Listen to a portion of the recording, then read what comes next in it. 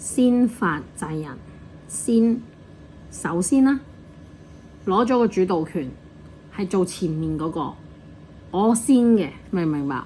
先發係發動，我首先發動咗，我做出擊嗰個先，明唔明白？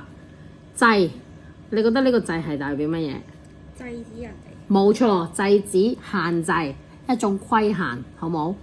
人就係代詞啦，其他人哋、對方 ，OK？ 先發制人，呢度簡單啲講，人係代詞嚟嘅，對方首先發動去制止咗人哋先，明唔明白？好，發係指開始行動、發動。制係指約束、制服佢，唔係着嗰種喎，明唔明啊？制服喎，即係咁制止咗佢咁嘅意思喎，唔係着嗰啲制服啊嚇。表示先發動進攻嘅就能取得主動權，控制對方。就好似我頭先同你講啦，我攞咗個主導權先，我做先嗰個。先，然後發動咗，我做首先發動制止人哋嗰個，明唔明白？主動出擊咗，你盡快出咗手先，我做出擊咗嗰個先，去制止咗人哋，明唔明白？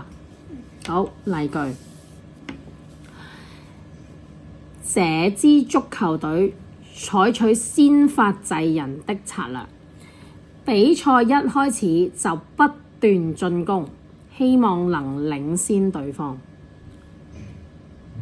第二句，辯論比賽時，天宇一開始便先發制人，令我沒有機會反駁他。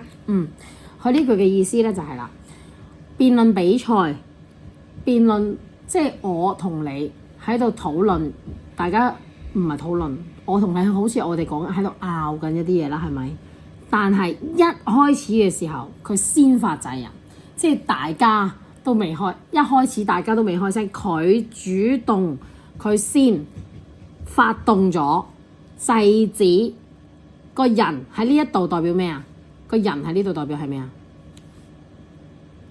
天宇一開始便先發制人，呢一個人係。